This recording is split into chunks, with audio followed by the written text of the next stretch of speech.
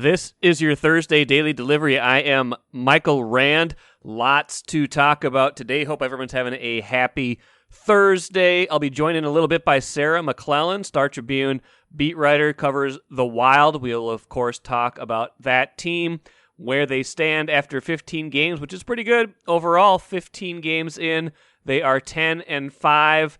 Goal differential, not that great. Only a couple goals scored, a couple more goals scored than allowed. Won a lot of close games, but that is a good trait for a team to have, and they haven't gotten a whole lot of production yet from Kevin Fiala or Kirill Kaprizov, at least from the goal department. So could be even better things ahead for them if and when those guys get going. And Sarah and I will talk about that more here in a little bit. Also talk Timberwolves.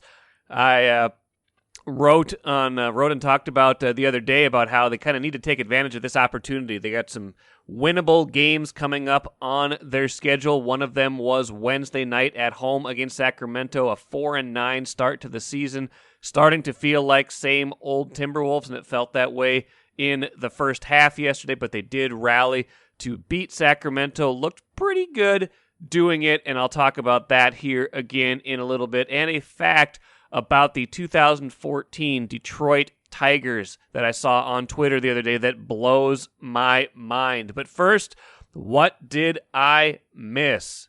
So I feel compelled today to talk about Byron Buxton and where he stands with the Twins. I don't feel like a whole lot has changed since July, even when there were rumblings that the Twins were looking at moving him in a trade at the deadline, or even at the end of this offseason when his future was kind of addressed. And obviously he has 1 year left before he can become a free agent. There is talks about an extension with the Twins, but the Twins not wanting to go beyond $80 million over 7 years, and Buxton's camp, rightfully so, wanting more money than that. That seems like a lowball offer for a player who, though has had a hard time staying on the field, has definitely become the kind of player when he's healthy that you absolutely want him to be. Had a spectacular season, again, when healthy in 2021. The Twins are a much better team in the last few years when he's been on the field as opposed to when he's not on the field. So some fresh reporting. I don't know if a whole lot got added to the equation, but kind of kicked up this dust again. The Athletic reporting that, sources, major leagues, those people in the industry expect the Twins to trade Buxton, but the team officials are still deciding what to do about this, whether they should trade him, whether they should work harder on an extension, push their offer up, things like that. To me, here's the bottom line to me. I don't think you can afford to trade Byron Buxton. I get that it's dicey. I get that signing someone so injury prone to a expensive long-term contract could come back to bite you, right? Even if you miss him for large chunks of that, that's a big dead space on your payroll that teams like the Twins can't afford to have. The other side of the equation is this: you can't afford to lose him. You can't afford it for a number of reasons. One, the player he is right now, and that for a long time you were waiting to see, is he ever going to fulfill his potential? That piece of the equation has been answered. He absolutely is fulfilling his potential. The question now is, can he stay healthy? And last year, unfortunately, the answer in more games than not was no. He missed 2 large chunks of the year with that hip injury, and then after the hit by pitch with the fracture in his hand.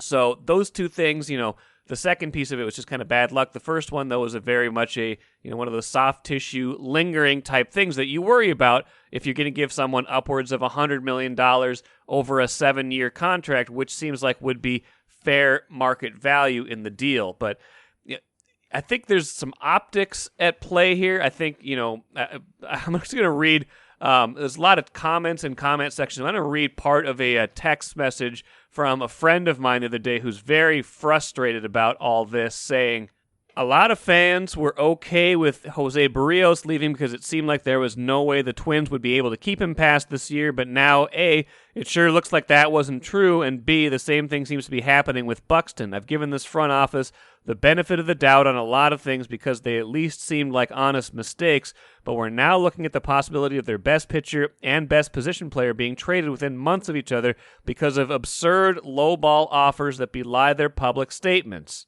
Yeah, I'm picking up on that, and I think there's something to that. He lumps in Jose Barrios with this. Jose Barrios just signed a 7-year, $131 million extension with the Blue Jays.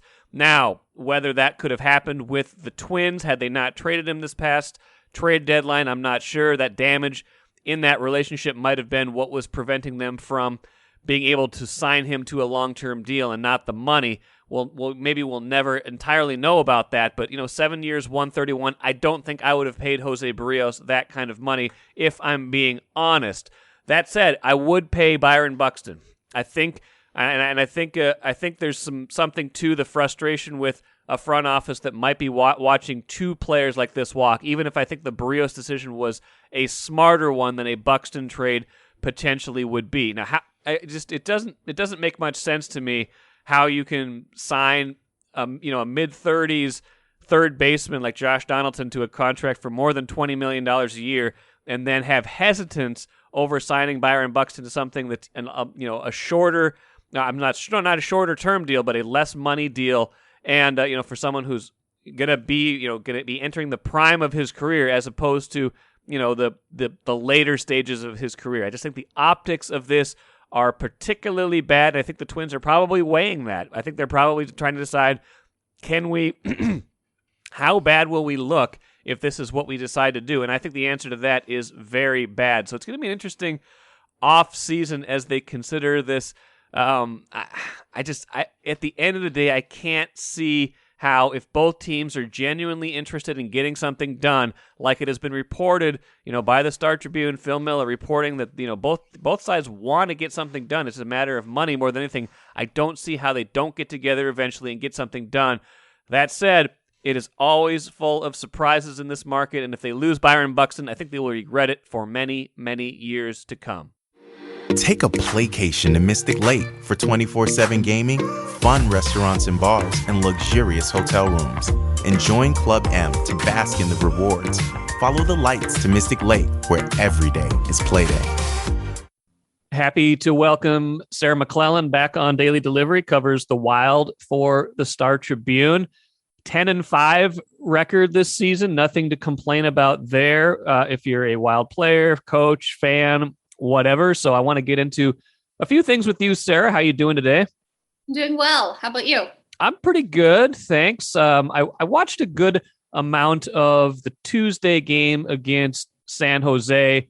Maybe that's I've watched a number of Wild games this year, but maybe that's a bad one to have freshest in my memory because it feels like some things came up there that maybe been bugging me a little bit about this team, even with the 10-5 record. So I want to ask you right off the jump about, the 10-5, they've done it largely without a ton of at least goals from Kevin Fiala and Kirill Kaprizov. I think they have 5 combined through 15 games, obviously getting plenty of contributions outside of them. But as you think about, how sustainable is it to have, to win 2 out of every 3 games without getting more from those 2 guys going forward? Well, it makes you wonder if they do start contributing at the clips they're, been known to produce at. What is this team's potential then? It really begs the question, wow, what could this team do if those players start to pick it up offensively? And if players like Ryan Hartman and Marcus Foligno and Joel Eriksson continue to contribute. But in the meantime, I think the fact that they're still getting the results without those players being major catalysts is obviously encouraging. And at some point you may look back that this was a very vital stretch for this team to pick up points and bank wins without, its premier players contributing like they tend to, like they used to. But still, I think it's something that probably the microscope is going to stay on, especially for Kaprizov. This is his second year. He's not a surprise. Not that he wasn't last season. I think teams were probably aware, but it was limited to the West Division. He only played the same 7 teams. And now the rest of the league is, getting their chance to go up against him. And they're definitely clearly aware. I think back to that Winnipeg game in October. And, I think that was like the very first clear example of just how a team in its first opportunity to play against him played him, so closely and checked him hard and, followed him essentially around the ice, maybe to an extent that last season, maybe it got glossed over or the familiarity was there or, it just felt different. And that was, one of the first examples of that, of a new team playing against him. So it certainly probably has to be an adjustment period, for him to adapt to that type of scrutiny and attention. I'm sure a player of his caliber, though, has probably faced that throughout his career. When he talked a few weeks back, he mentioned being like a slow starter and how when he gets that one goal, he can kind of get on a roll. That hasn't happened yet since he snapped his goal scoring slump, but it's key for the Wild because obviously he's a big feature and fixture of this offense. Same with Kevin Fiala. And those players that's their MO. That's their job, to score goals and deliver. So I think, like I said, big picture, that the team is still winning is really indicative of the contributions of the Ryan Hartmans and the Marcus Folignos and those players right now in the lineup. But for the Wild to have long-term success, Kevin Fiala and Kirill Kaprizov ultimately probably have to be at the forefront of that push. You mentioned it in your game story that teams do kind of sometimes struggle when they come off the road. That first home game, for whatever reason, can be, whether it's legs, whether it's just kind of reorienting yourself. Hopefully you didn't suffer the same thing. Seemed like your game story was just fine coming off the road. But it did seem like Dean Evison was a little bit irked by, I don't know if it was the effort or if it was just the output, but what did you gather from that game specifically, and just like what seemed to be troubling him from what he saw in that game? I think to me, the starts keep standing out. And I felt like the start in Tuesday's game was similar to the start in Vegas last week. And again, falling behind by a couple of goals. And, even though this team has certainly had a knack for rallying, it just doesn't feel the same. And, I think they're falling behind differently than maybe they did earlier in the season.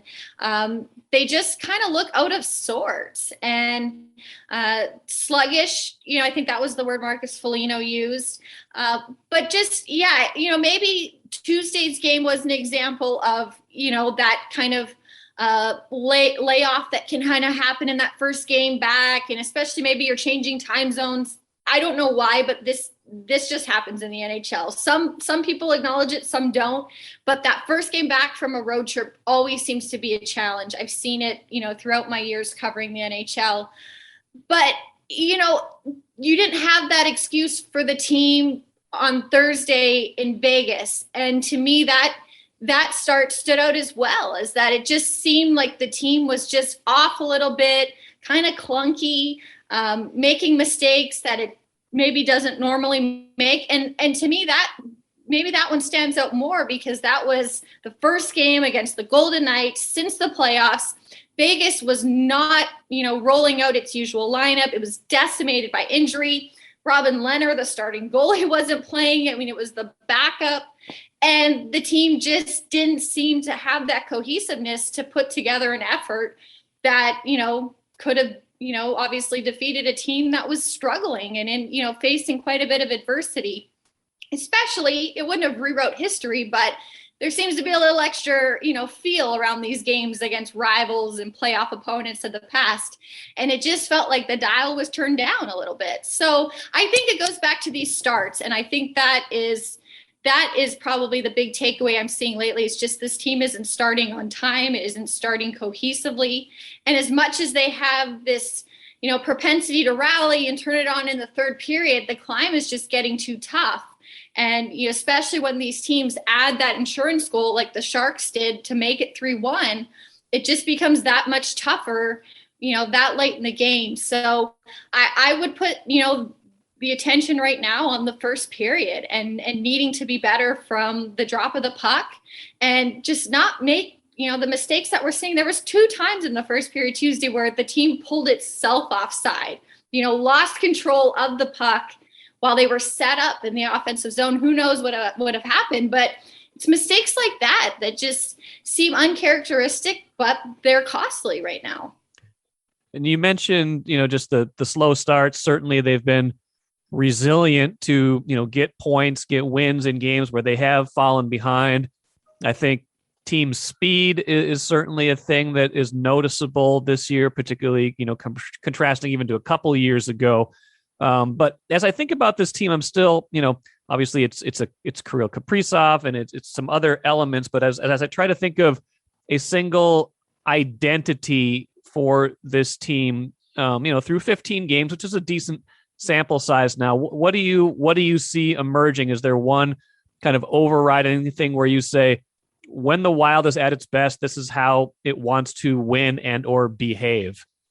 Well, the results so far would indicate it's these comebacks. And I think that pluckiness, that resilience, maybe as cliche as those words sound, I think they do hold weight with this team. And, maybe some of that is this team's been on the road a lot this season. They've kind of bonded together.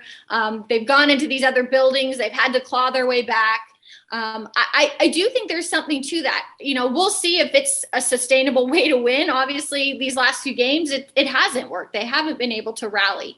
But I do think the timing of that and, some of the dramatic fashion that they've achieved these wins, Marcus Foligno's goal in the season opener with, less than 10 seconds to go and, the overtime win against Winnipeg and Kirill Kaprizov's overtime goal.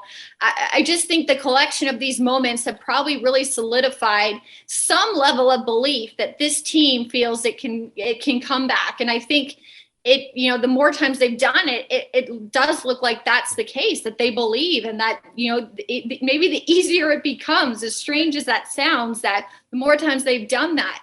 But with that, I think there's, you have to avoid the complacency of, well, the third period, just wait. Like it's going to happen. Just wait. Because again, these slow starts and poor beginnings are coming back to haunt the team. So it's not a foolproof recipe just to wait to the third period and it's going to be a different team. I still think this team is looking for that complete 60-minute effort, a performance from start to finish that feels conclusive, that feels definitive, that feels like all the boxes are checked.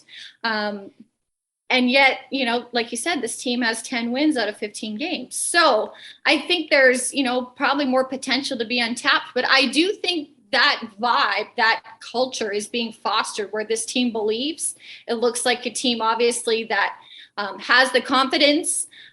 They talk about shortening their shifts and getting off the ice so the next guy can hop over the boards and you have the trust that he can do his job. And, maybe again, it sounds cliche, but I think they play like that and believe that. So I do think there's something to that, a month plus into the season. There were a lot of dust-ups and fights in that San Jose game, and it feels like whenever I turn a Wild game on, for whatever reason, Marcus Foligno is fighting, and he did again on Tuesday night. How do you is that how they want to play, or is that just circumstantial in a game, and that's just how that game evolved? Yeah, I think that's probably circumstantial. I don't think this is a team that's going out looking for that. I think it's a team, though, that realizes when it's engaged and, it plays hard and gritty, that it tends to have success. This is a team that, especially looking at players, a Marcus Foligno, a Jordan Greenway, when they're finishing their checks and they're engaged and they're just tough to move around the ice, this is a team that tends to have success. And that'll, most of that rough stuff happened after Matt Dumba's hit in the second period. And that was a play that, obviously the Wild got a power play from it. It's a 2-1 game. It had the potential to tie the game and really continue to turn the momentum, because that felt like that was probably, the most maybe engaged, or, maybe the team felt like that was maybe the point that it could turn the tide and really kind of turn the corner against the Sharks. It didn't happen. Like I said, that 3-1 goal happened in Erik Karlsson's slap shot. But I think the physicality, there's those moments where they're trying to create something. They're trying to get engaged. They're trying to spark some momentum. And I think that was probably just the byproduct of those plays, especially the Dumba hit that happened. But this is a team that when it plays that hard, gritty, hard-nosed style, that's where the success happens, because it gets on the puck. It's tough for players to move them. They get in on the forecheck. They kind of become immovable objects along the boards. And that's how a lot of goals have been produced so far this season.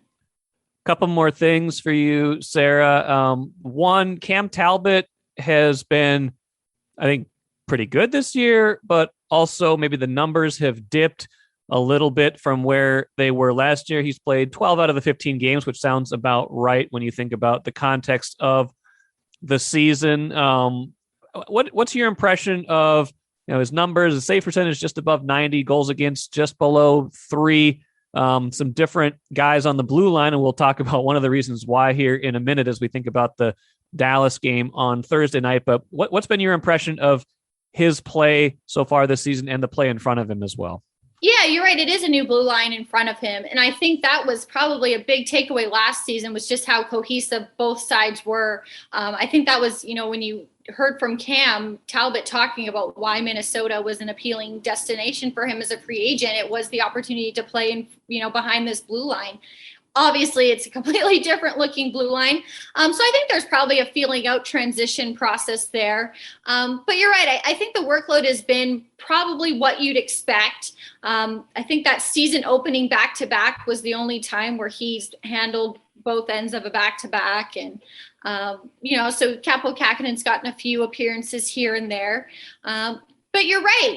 This has been with the standard that he had last season. I think there's that expectation that he'll continue to be that rock solid presence back there. I think, though, you see some of these games and, we talk about these comebacks and rallies. A lot of them have been these high scoring games. And I don't know if that is, like we said, maybe circumstantial, just how these games have unraveled. But the Wild has been in a lot of high-scoring hockey games, and it's found a way to prevail. But I'm curious to see if that starts to settle down with the more games that happen, and if Talbot kind of shuts the door, and maybe we see more 2-1, 3-2 type games, because for so long that's been the identity of this team. This is a little different, these 6-5, 5-4 outcomes. But he's still going to be, I think, again, at the forefront, and somebody who obviously has a big sway in dictating the success of this team, especially, like you said, with a reworked blue line after some key departures for this team. You weren't here for the Jacques Lemaire era, but 6-5 would have been with like 2 weeks worth of goals for both teams. That would have been this is definitely a departure from those days. Like you mentioned, Ryan Suter, a key offseason departure, part of the buyout. He and Zach Parise both bought out. He is now with Dallas. They play at Xcel Energy Center against the Wild on Thursday night. What do you imagine that will be like? Someone who wore the Wild sweater for 9 years. It was a pretty big, long run for him. Plenty of playoff appearances. How do you think that reunion will look, especially considering how it ended here? You know what I mean? Yeah, probably similar to what happened a few weeks ago when Zach Parise returned with the Islanders. It kind of maybe from the outside in looked a little jarring to see somebody in new colors from a fan's perspective. I think there was actually quite a few fans lined up around the Islanders side of the rink during warmups with signs, and you saw jerseys. So I'm guessing it'll probably be somewhat similar, for Ryan Suter's return. Again, someone who just became embedded in the fabric of this franchise for so long, and was a big reason for why this team turned into a perennial playoff team. Obviously, the ultimate goal, a Stanley Cup. never happened during their tenures here, but still a productive impact. And, now he's moved on to the Stars. I think a team that's trying to rebound and be an up and coming player in the Central Division. And he's part of, a blue line there that's, regarded as one of probably the elite in the NHL. So it'll be interesting to see, how that's received, and if it's probably similar to Parise's return. They had the video tribute during a break in the action in the first period. But, if it's similar to what Zach said, he's moved on, and that's what Parise said. And for Suter to land in Dallas and have a role carved out there and get a contract with them, perhaps he feels the same way, that it's a new chapter. And obviously we'll see what he says. Yes, we will. It should be interesting, especially since, like we talked about plenty of times, the Parise buyout was maybe a little surprising. That the Suter portion of the buyout this summer was the bigger stunner, and until you kind of thought about it in the context of all the salary cap and what they're going to have to do to get some of these guys they wanted this year. So, yeah, I'll be interested how motivated he is in that game. I'm sure there's plenty of motivation from him in that game, and it'll be a fun one to watch from that perspective. Sarah, good stuff. Appreciate you always joining Daily Delivery, and we'll do this again soon, okay? Take care. Sounds good. Good stuff from Sarah, as usual. Does a great job on that beat. And I should mention Ryan Suter having a pretty good year so far in Dallas. 14 games, 8 points, averaging almost 23 minutes on the ice. So not like it seems like he's lost much of a step. And I don't think that was ever necessarily the question with his game. It was more of a, can the Wild afford to pay him what they're paying him? And, do they need just a wholesale change in leadership in that locker room? And I think that's been a big piece of this as well.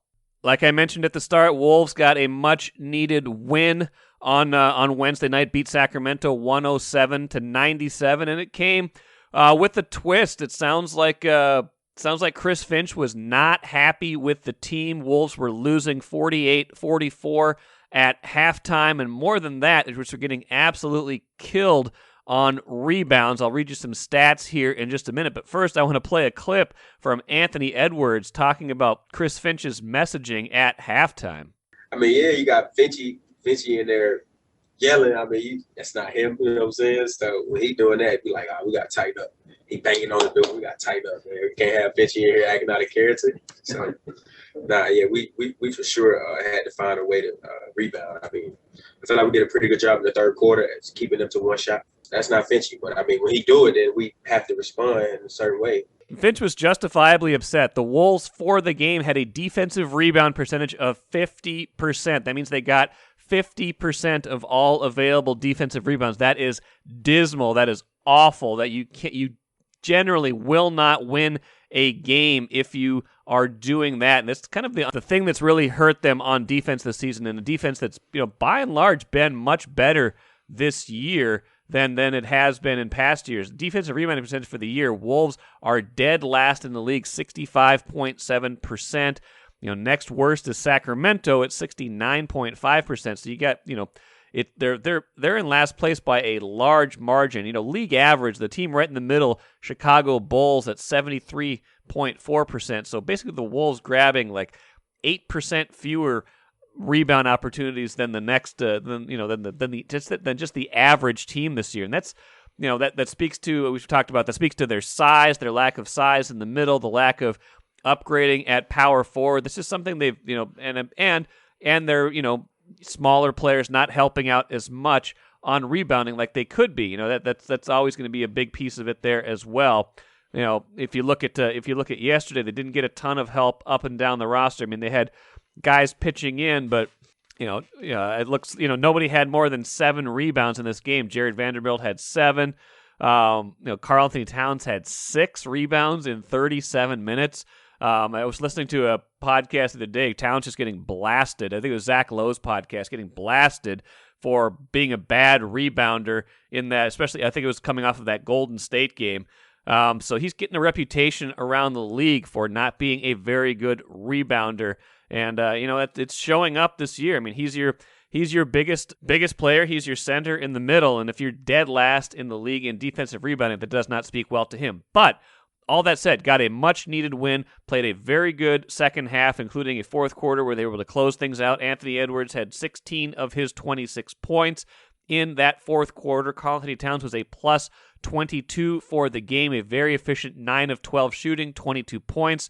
I thought D'Angelo Russell looked pretty good, 17 points, 7 assists, 4 rebounds, 2 steals, kind of filling up the stat sheet. And Patrick Beverley played one of his best games in a Wolves uniform, 14, 7, and 6 for Beverley, and 3 blocked shots for Patrick Beverley as well. So now the question becomes, can they keep it going? Can they avoid kind of the trap that they fall into where they have a good game, and then next thing you know, they're right back into the losing ways. They'll find out as soon as tonight when they play the Spurs. Spurs are not a good team right now. Spurs down there in the standings, even below the Wolves this season. Let's see what's their overall record right now. Spurs are 4-10, while the Wolves are 5-9. Got to have this one. Got to have this back-to-back. Get yourself 2 wins in a row. Start feeling good about yourself, and then maybe you can start to build on that against the better teams in the league. Let's finish with the cooler. Saw this stat tweeted by Ben Wagner yesterday of Sportsnet.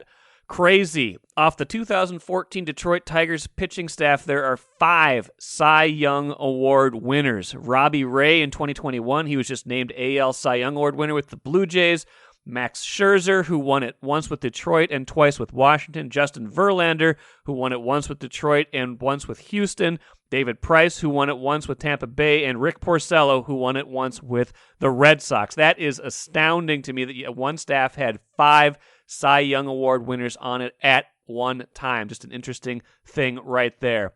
That will do it for today. Remember, today is Give to the Max Day. I don't know if every dollar matched will help twin sign Byron Buxton, but you can probably give in a better way than that. Thanks for joining me here today on Daily Delivery. I'm Michael Rand. We'll be back at it again on Friday.